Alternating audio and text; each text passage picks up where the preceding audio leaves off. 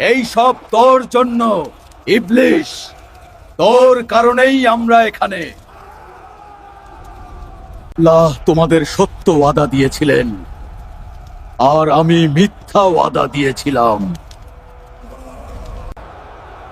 আমার তো তোমাদের উপর কোনো কর্তৃত্ব ছিল না। আমি শুধু তোমাদের ডাক দিয়েছিলাম, আর তোমরা আমার ডাকে সাড়া দিয়েছিলে। আজ আমাকে দোষারোপ করো না, বরং নিজেদেরকেই দোষারোপ করো।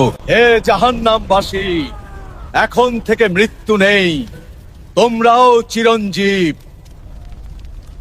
সৃষ্টির সূচনা লগ্ন থেকে আজ পর্যন্ত মানব ইতিহাসে যে বিষয়টি সবচেয়ে বেশি আলোচিত তা হল ভালো মন্দ, পুণ্য পাপের দ্বন্দ্ব।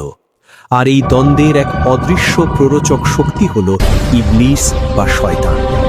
ইসলামী বিশ্বাস ও কোরআন হাদিসের বর্ণনা অনুসারে আল্লাহর এক বিচার দিবসে সমস্ত সৃষ্টির চূড়ান্ত হিসাব নিকাশ হবে।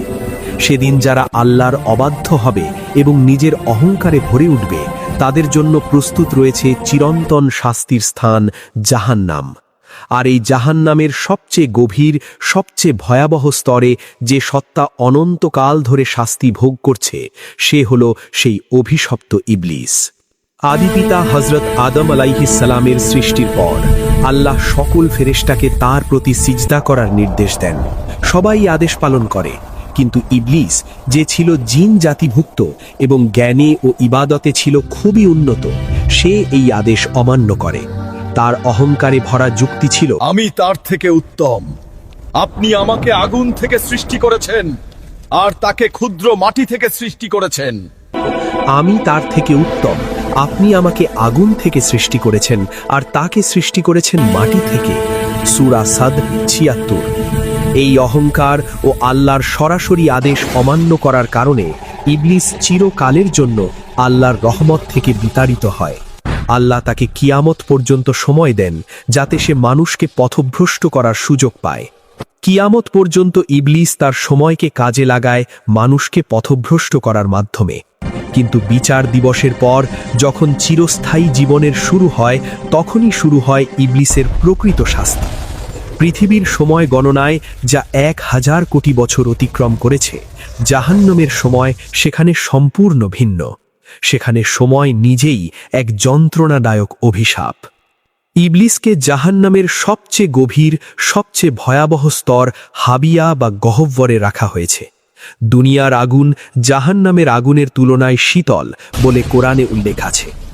ইবলিসের শাস্তি কেমন তা বোঝাতে গিয়ে হাদিসে একটি উদাহরণ দেওয়া হয়েছে। জাহান্নামের যে ব্যক্তির শাস্তি সবচেয়ে কম, তাকে ২টি আগুনের জুতো পরানো হবে। সেই জুতোর তাপে তার মস্তিষ্ক ফুটতে থাকবে, যেমন পানির পাত্র ফুটতে থাকে। এবার কল্পনা করুন, ইবলিস সেই আগুনের একেবারে কেন্দ্রস্থলে। তার শরীরকে বিশালাকার করা হয়েছে, যাতে সে আরও বেশি করে যন্ত্রণা ভোগ করতে পারে। ১,০০০ কোটি বছর ধরে তার দেহ পুড়ে পুড়ে কালো কয়লায় পরিণত হয়েছে। তার চামড়া প্রতি মুহূর্তে পুড়ে ছাই হয়ে যায় এবং তাৎক্ষণিকভাবে নতুন চামড়া গজায়, যাতে যন্ত্রণা অব্যাহত থাকে। তার চোখের পাপড়ি, নাক, কান সব পুড়ে গেছে। চোখের কোটর থেকে গুলিত লাভার মতো পদার্থ বের হয়, যা তার গালের মাংস পুড়িয়ে দেয়। তাকে একটি বিশেষ আগুনের সিন্দুক বা কফিনে বন্দি রাখা হয়েছে। এই সিন্দুকটি মহাবিশ্বের যে কোনো ব্ল্যাক হোলের চেয়েও ঘন ও ভারী। এর ভেতর নড়াচড়ার কোনো জায়গা নেই। সে ডানে বায়ে ফিরতে গেলে আগুনের দেয়াল আর কাঁটার দেয়ালে আঘাত পায়। এই একাকিত্বই তার অহংকার ভাঙার জন্য যথেষ্ট। দুনিয়াতে সে লক্ষ কোটি অনুসারী নিয়ে চলাফেরা করত।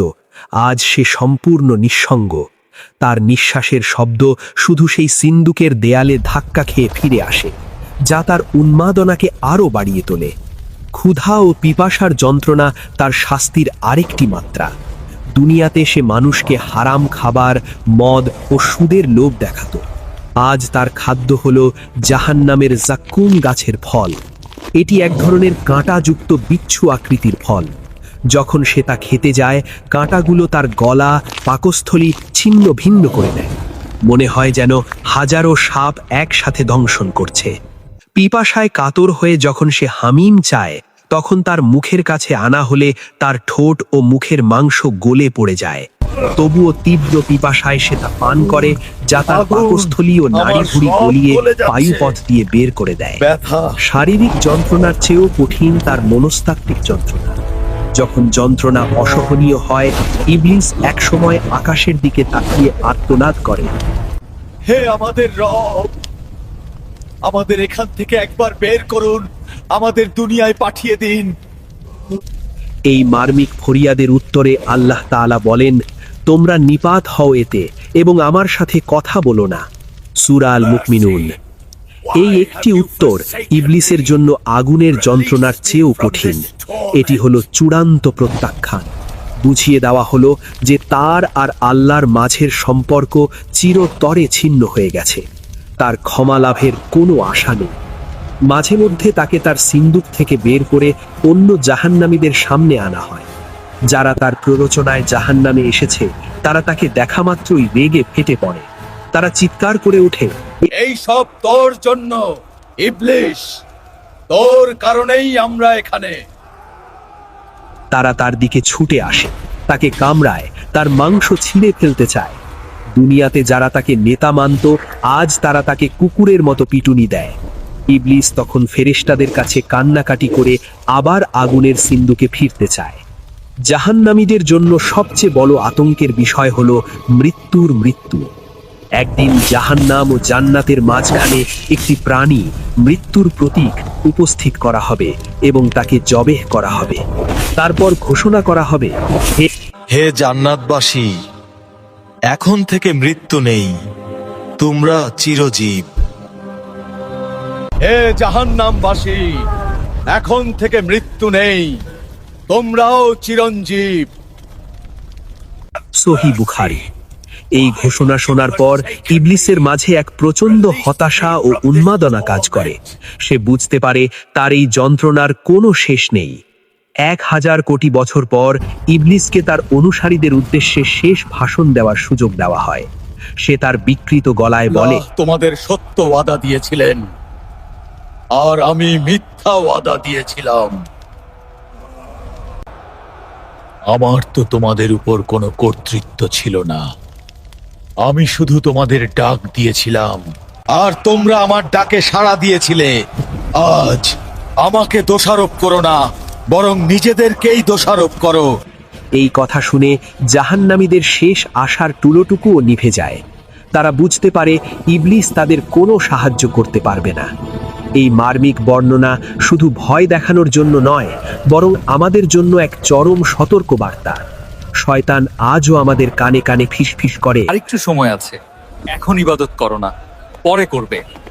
এখন হালাল হারামের তোয়াক্কা করো না, জীবন উপভোগ করো। কিন্তু যে শয়তান 1000 কোটি বছর পরও নিজের দায় অস্বীকার করে, তার কথায় আমরা কেন আমাদের অনন্ত জীবনের পথ ভুল করব? সে চায় না একা পুড়তে, সে চায় যেন তাকে লক্ষ কোটি মানুষ সঙ্গী দেয়। সে চায় তার সঙ্গীদের সংখ্যা বাড়ুক। এখনো সময় আছে ফিরে আসার, এখনো আল্লাহর দয়ার দরজা খোলা। আমাদের হৃদয় এখনই স্পন্দিত হচ্ছে, এই সুযোগ কাজে লাগাতে হবে। আসুন আমরা সবাই তওবা করি, শয়তানের ধোঁকা থেকে আল্লাহর আশ্রয় চাই এবং সঠিক পথে অবিচল থাকার জন্য দোয়া করি। হে আল্লাহ, আমাদেরকে এবং আমাদের পরিবার পরিজনকে জাহান্নামের আগুন ও শয়তানের প্ররোচনা থেকে হেফাজত করুন। আমাদের ঈমানকে মজবুত করুন এবং আপনার সন্তুষ্টির পথে চলার তৌফিক দিন।